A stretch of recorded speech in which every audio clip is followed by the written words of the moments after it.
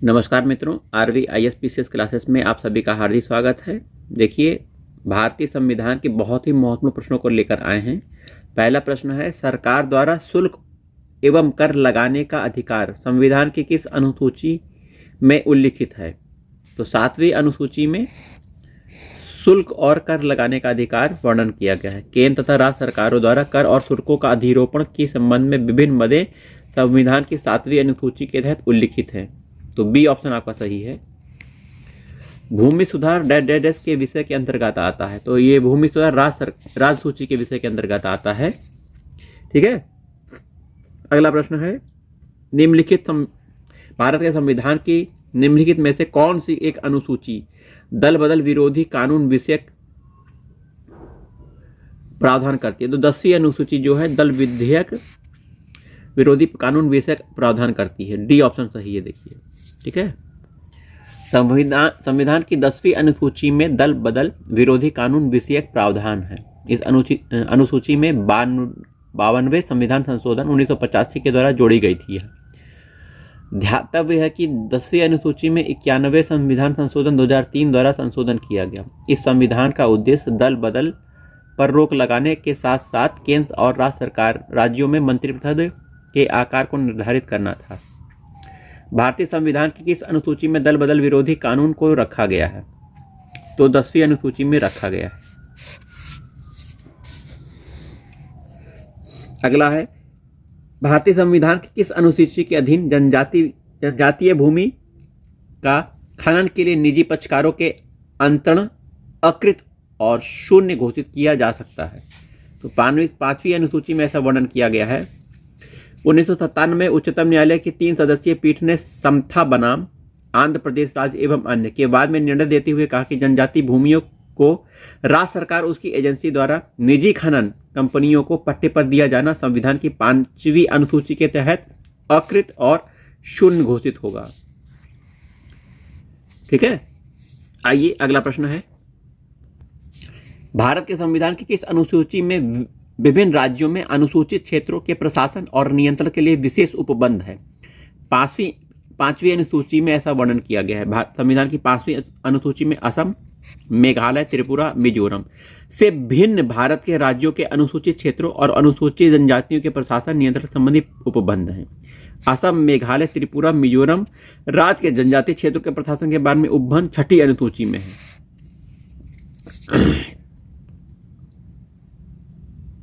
भारत के संविधान में 5वीं और 6ठी अनुसूची के उपबंध निम्नलिखित में से किस लिए किए गए हैं? तो अनुसूचित जनजातियों के हितों के संरक्षण के लिए किए गए हैं 5वीं और 6ठी अनुसूची के उपबंध। संविधान की 6वीं अनुसूची में किस राज्य में लागू नहीं है? तो मणिपुर में लागू नहीं है, मेघालय, त्रिपुरा, असम में लागू है। भारतीय संविधान की 6ठी अनुसूची में किन राज्यों के जनजातीय क्षेत्रों के प्रशासन के बारे में बताया गया? मेघालय, त्रिपुरा, मिजोरम। ठीक है। मेघालय, त्रिपुरा, मिजोरम और असम। चौथा असम है।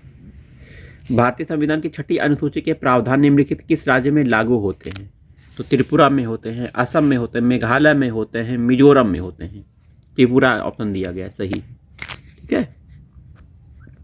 भारतीय गणतंत्र की 26 जनवरी 1950 को सही संवैधानिक वस्तु स्थिति क्या थी जब संविधान लागू किया गया था?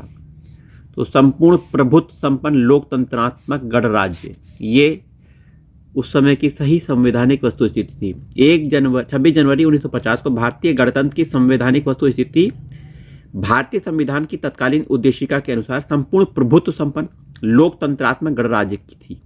समाजवादी, पंथनिरपेक्ष और अखंडता शब्द बाद में जोड़े गए हैं, जो कि 42वें संविधान संशोधन 1976 की धारा 2 द्वारा जोड़े गए हैं। ठीक है। भारत के संविधान के निर्माताओं का मत निम्नलिखित में से किसमें प्रतिबिंबित होता है? तो उद्देशिका और प्रस्तावना, उद्देशिका या प्रस्तावना में प्रतिबिंबित होता है। भारत के संविधान के निर्माताओं का मत प्रियम्बल में प्रतिबिंबित होता है। यह संविधान निर्माताओं की मना स्थिति को समझने की एक कुंजी है। यह संविधान निर्माताओं के सिद्धांत और आदर्शों को प्रदर्शित करता है। संविधान की प्रस्तावना ने देश की नियति को आकार देने की प्रमुख भूमिका निभाई है। 13 दिसंबर 1946 को संविधान सभा के समक्ष जवाहरलाल नेहरू द्वारा उद्देश्य प्रस्ताव को 26 जनवरी 1947 को पारित किया था प्रस्तुत किया, और यह 22 जनवरी को पारित हुआ था 1947 को। इसे ही परिवर्तित करके संविधान की प्रस्तावना के रूप में स्वीकार किया गया। आइए, भारत के संविधान की प्रस्तावना में कितने प्रकार के न्याय, स्वतंत्रता और समानता, भ्रातृत्व का उसी क्रम में उल्लेख किया गया है। तो देखिए, न्याय 3 प्रकार के न्याय हैं, 3 प्रकार के न्याय हैं, 5 प्रकार के स्वतंत्रताएं हैं, ठीक है। समानता है, 2 प्रकार की समानता है, 1 प्रकार का भ्रातृत्व है। ए ऑप्शन सही है आपका, ठीक है।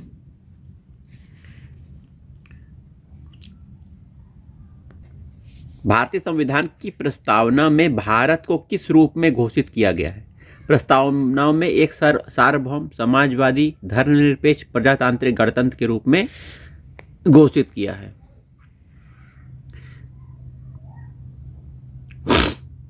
निम्नलिखित शब्दों पर विचार करना है। समाजवादी, सार्वभौमिक, प्रजातांत्रिक, धर्मनिरपेक्ष।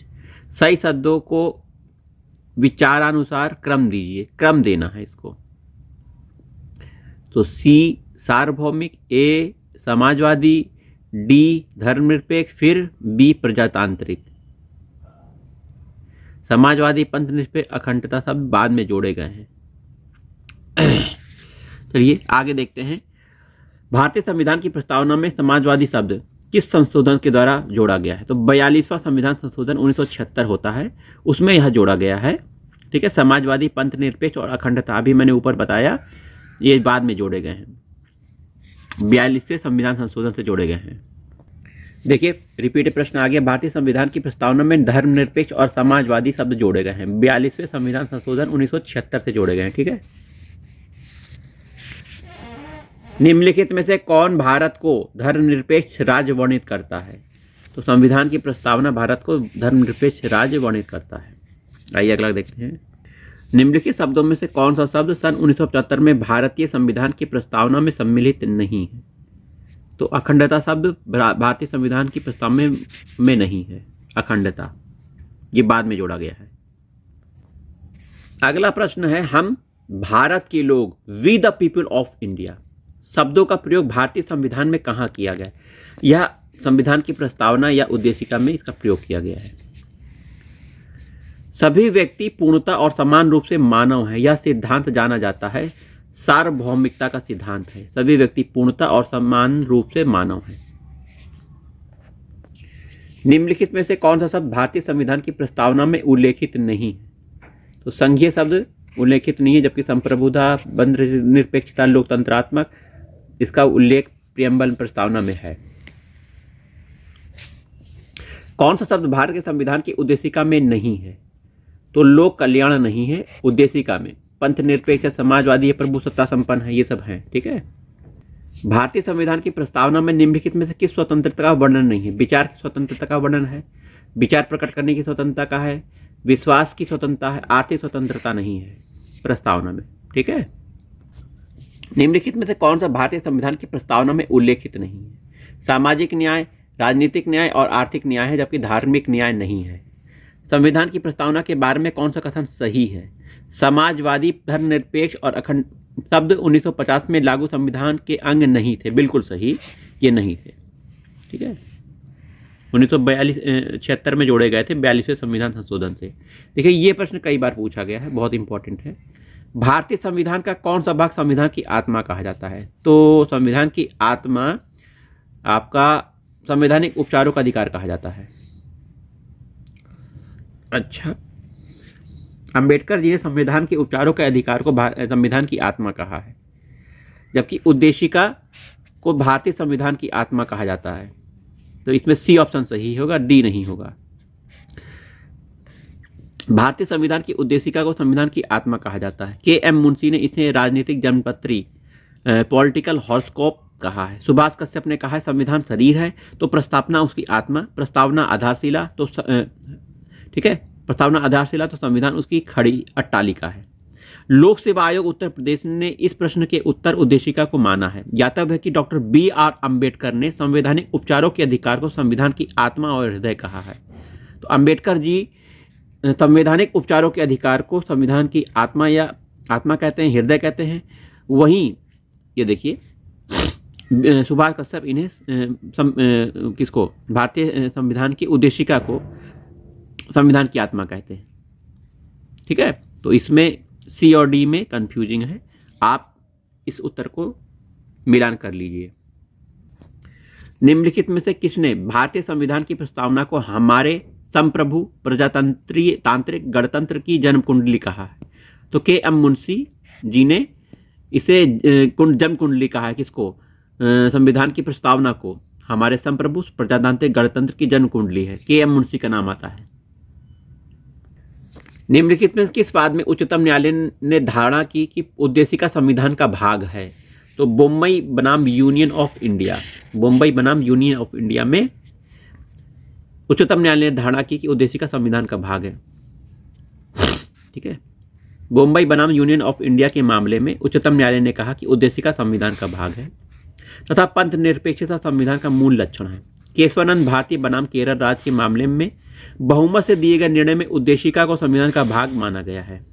ठीक है, निम्नलिखित विवादों में से किसमें सर्वोच्च न्यायालय ने प्रस्तावना को भारतीय संविधान की मौलिक संरचना का भाग स्वीकार किया है? तो केशवानंद भारती बनाम केरल राज्य 1973 का यह मामला है। इस विवाद में सर्वोच्च न्यायालय ने प्रस्तावना को भारतीय संविधान का मौलिक संरचना का भाग स्वीकार किया है।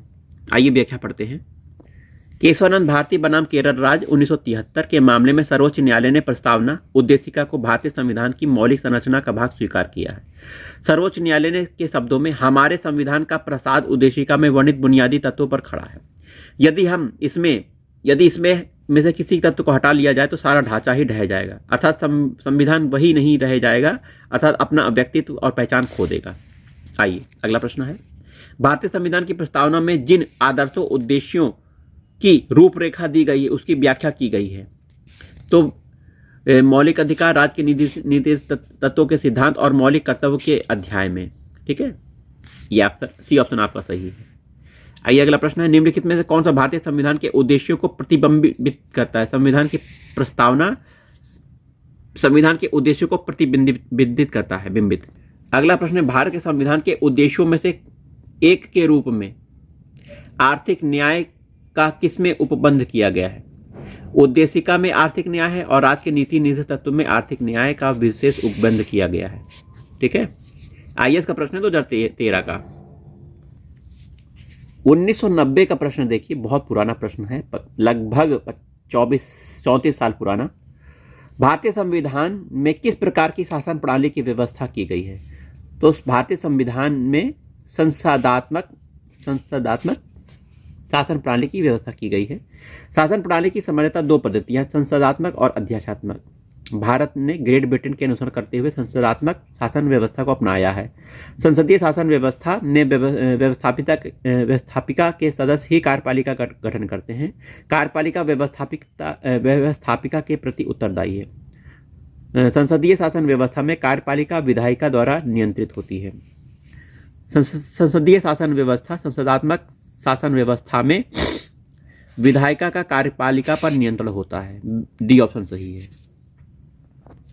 सर्वप्रथम संसदात्मक सरकार किस देश में आरंभ हुई थी? यूके, ग्रेट ब्रिटेन में आरंभ हुई थी। ठीक है, भारतीय संसदीय प्रणाली ब्रिटिश संसदीय प्रणाली से इस बात से भिन्न है कि भारत में न्यायिक पुनरावलोकन जुडिशियल रिव्यू की प्रणाली है, जबकि इंग्लैंड में ऐसा नहीं है। डी ऑप्शन सही है। भारतीय संसदीय प्रणाली में न्यायिक पुनरावलोकन की प्रणाली है, जबकि ब्रिटेन में यह प्रणाली लागू नहीं है। इस अर्थ में भारतीय संसदीय प्रणाली ब्रिटेन से भिन्न है। इसके अतिरिक्त वास्तविक और नाम मात्र दो प्रकार की कार्यपालिका, सामूहिक उत्तरदायित्व तथा द्विसदन विधायिका भारत ब्रिटेन में दोनों की संसदीय प्रणाली में लागू है। ठीक है, क्या है? नाम मात्र की दोनों प्रकार की कार्यपालिका, सामूहिक उत्तरदायित्व और द्विसदन विधायिका दोनों में जगह है। ठीक है, अगला प्रश्न है, भारतीय राजनीतिक पद्धति के बारे में निम्नलिखित में से कौन सा कथन सही नहीं? तो धर्मनिरपेक्ष राज्य बिल्कुल सही है। संसदीय पद्धति की सरकार भारत में बिल्कुल सही से होती है। संघीय नीति, ये भी सही है। राष्ट्रपति पद्धति की सरकार भारत में नहीं है, ठीक है। तो ये अमेरिका में पाई जाती है। राष्ट्रपति पद्धति की सरकार अमेरिका में है। संसदीय स्वरूप के शासन का प्रमुख लाभ यह है कि कार्यपालिका विधानमंडल के प्रति उत्तरदायी बनी रहती है। यह आंसर सही है, सी ऑप्शन। आइए अगला प्रश्न है, राष्ट्रपति पद्धति में समस्त कार्यपालिका की शक्ति निहित होती है। तो राष्ट्रपति में निहित होती है, राष्ट्रपति पद्धति में राष्ट्रपति में निहित होती है। राष्ट्रपति शासन पद्धति में समस्त कार्यपालिका शक्ति राष्ट्रपति में निहित होती है। इसका प्रयोग वह विधायिका से पृथक तथा स्वतंत्र रूप से स्वयं या उसके द्वारा चयनित मंत्रियों के माध्यम से करता है। अगला प्रश्न है, भारत में राजनीतिक व्यवस्था के मूलभूत लक्षण क्या है? यह एक लोकतांत्रिक गणतंत्र है, सही। इसमें संसदात्मक रूप से सरकार है, बिल्कुल सही। सर्वसत्ता भारत की जनता में निहित है, ये भी सही। यह एक एकीकृत शक्ति का प्रावधान करती है, तो बी ऑप्शन सही है। चौथा ऑप्शन आपका गलत है, ठीक है, चौथा गलत है। जो शक्तियां हैं वो एकीकृत ना होकर संघ सरकार और राज्य सरकार में बटी हुई हैं। आइए कथनों पर विचार करना है। भारत में लोकतांत्रिक राज्य व्यवस्था, सही। भारत एक प्रभुत्व संपन्न राज्य है, बिल्कुल सही। भारत में लोकतांत्रिक समाज है, बिल्कुल सही। भारत एक कल्याणकारी राज्य है, बिल्कुल सही। चारों सही है भैया। डी ऑप्शन सही है। देखिए, अध्यक्षात्मक शासन प्रणाली की विशेषता है या है? तो जहां अध्यक्षीय शासन प्रणाली होता है वहां पे कार्यकारी का प्रमुख राष्ट्रपति होता है, बिल्कुल सही। राष्ट्रपति अपने मंत्रिपरिषद का चयन स्वयं करता है, ये भी सही। राष्ट्रपति व्यवस्थापिका को भंग नहीं कर सकता, यही सही, ये भी सही है। ऊपर वर्णित सभी सत्य सही है, तो डी ऑप्शन सही है आपका। आइए इसके बारे में थोड़ा सा पढ़ लें। अध्यक्षात्मक शासन प्रणाली की विशेषता है कि कार्यकारी का प्रमुख राष्ट्रपति होता है। राष्ट्रपति अपनी मंत्रिपरिषद का चयन स्वयं अपने विवेक से करता है। राष्ट्रपति संसद को भंग नहीं कर सकता। तीनों विकल्प सही है, ठीक है। तो प्रेसिडेंशियल शासन व्यवस्था का उदय सर्वप्रथम किस देश में हुआ था? अमेरिका में हुआ था। अमेरिका में यही चलता है। तो प्रेसिडेंशियल शासन व्यवस्था का उदय सर्वप्रथम अमेरिका में हुआ था। इस शासन प्रणाली में प्रमुख कार्यकारी शक्ति राष्ट्रपति के पास होती है। लोगों के द्वारा प्रत्यक्ष अप्रत्यक्ष रूप से निश्चित अवधि के लिए चुना जाता है। इस शासन प्रणाली में कार्यपालिका विधायिका से पृथक होती है, ठीक है। अगला प्रश्न है, भारत एक गणतंत्र है, इसका क्या अर्थ है? भारत एक गणतंत्र, इसका अर्थ है कि भारत में वंशानुगत शासन नहीं है, ठीक है। सी ऑप्शन सही है, वंशानुगत शासन नहीं है। भारत एक गणतंत्र, इसमें अंतर्निहित क्या बात है? राज्य का अध्यक्ष निर्वाचित होता है और वंशानुगत नहीं होता है, यह एक अच्छी अंतर्निहित बात है।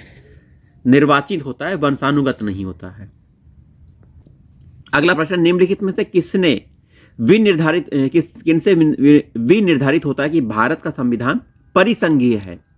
तो केंद्र और राज्यों के बीच शक्तियों का वितरण हुआ है, बंटवारा हुआ है। इससे हमें यह प्रतीत होता है, विनिर्धारित होता है कि भारत का संविधान परिसंघीय है। डी ऑप्शन सही है आपका।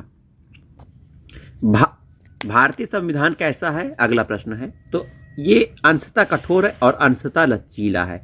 भारतीय संविधान को कठोर और नम्य का मिश्रण माना जाता है, अतः यह अंशतः कठोर अंशतः लचीला है।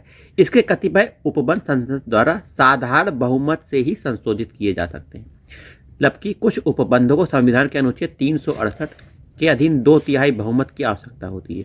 साथ ही कुछ विशेष उपबंध होते हैं, उसमें संशोधन के लिए संसद के विशेष बहुमत के अतिरिक्त आधे से अन्यून्य राज्यों का अनुसमर्थन भी आवश्यक होता है। भारत की संसदीय शासन प्रणाली में ब्रिटेन की संसदीय शासन प्रणाली में अंतर का बिंदु निम्नलिखित में कौन सा है? तो न्यायिक समीक्षा, न्यायिक पुनरावलोकन भारत में पाया जाता है, ब्रिटेन में नहीं पाया जाता, यही अंतर है। अगला प्रश्न कथन कारण का है, भारत के संविधान में एक संघीय प्रणाली का प्रावधान है, सही। उसने एक बहुत शक्तिशाली केंद्र की रचना की है, ये भी सही है। बी ऑप्शन सही है, व्याख्या लेकिन नहीं हो रही है। अगला प्रश्न है, किस देश में दोहरी नागरिकता का सिद्धांत स्वीकार किया? तो संयुक्त राज्य अमेरिका में दोहरी नागरिकता का सिद्धांत है। देश में एक नागरिकता और राज्यों में अलग नागरिकता, दोहरी नागरिकता। पॉलिसी ऑफ ड्यूअल सिटीजनशिप, दोहरी नागरिकता का सिद्धांत अमेरिका ने स्वीकार किया है। वहाँ प्रत्येक नागरिक दोहरी नागरिकता का प्राप्त करता है। प्रथम संयुक्त राज्य अमेरिका की नागरिकता, दूसरा उस राज्य की जहाँ वह निवास करता है। इसके विपरीत भारत में एकल नागरिकता का व्यवस्था है। निम्नलिखित में से कौन नागरिकता के अर्जन हेतु शर्तों को नियत करने के लिए सक्षम है? तो संसद को यह शक्ति दी गई है। ठीक है। भारतीय संविधान के अनुच्छेद 11 में स्पष्ट वर्णन किया गया है कि संसद को नागरिकता के संबंध में विधि बनाने की संपूर्ण शक्ति है। इस शक्ति का प्रयोग संसद ने नागरिकता अधिनियम 1955 अधिनियमित किया, जिसमें नागरिकता के अर्जन और समाप्ति के बारे में विस्तार से उपबंध है।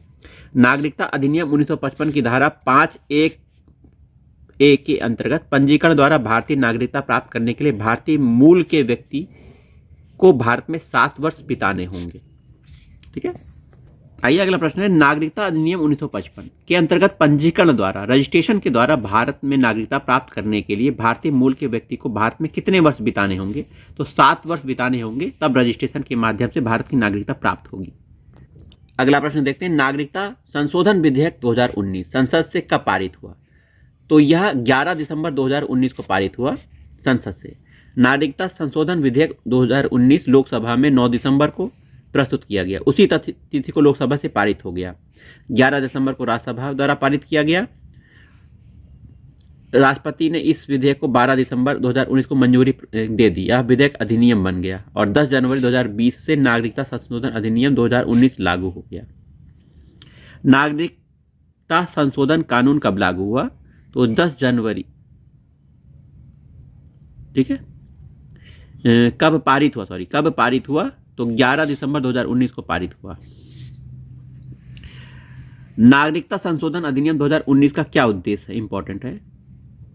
तो इसमें से कोई उद्देश्य नहीं है, आप व्याख्या देखते हैं। नागरिकता संशोधन अधिनियम 2019 का उद्देश्य अफगानिस्तान, बांग्लादेश, पाकिस्तान में उत्पीड़न के कारण अवैध प्रवासियों के रूप में भारत आए वहां के अल्पसंख्यक समूह जैसे हिंदू, सिख, बौद्ध, जैन, फारसी, ईसाई को भारत की नागरिकता की पात्रता प्रदान करना है।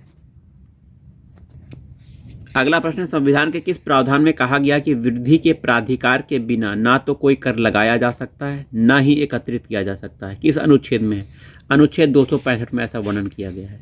संविधान के अनुच्छेद 265 में कहा गया है कि कोई कर विधि के प्राधिकार से ही अधिरोपित या संग्रहित किया जाएगा, अन्यथा नहीं।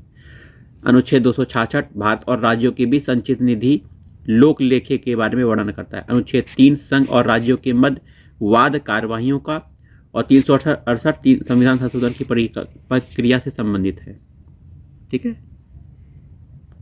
अगला प्रश्न है, करों और सरकारी कामकाज के निर्वाह में हुई अन्य प्राप्तियों से संघीय सरकार को प्राप्त हुआ समूचा राजस्व जमा होता है। तो भारत की संचित निधि में यह सब जमा होता है। कर और सरकारी कामकाज के निर्वाह में हुई अन्य प्राप्तियों से संघीय सरकार को प्राप्त हुआ समूचा राजस्व भारत की संचित निधि में जमा होता है। भारत की संचित निधि से निधि निकालने के लिए निम्नलिखित में किसका अनुमोदन अनिवार्य है? तो भारत की संचित निधि से धन निकालने के लिए भारत की संसद का अनुमोदन अनिवार्य है। बी ऑप्शन सही है। प्रश्न है, निम्नलिखित में से कौन सा एक भारत की संचित निधि से लिया जाने वाला अनिवार्य व्यय भार नहीं है? तो वे ऋण जो भारत सरकार को चुकाने हैं, ये सही है।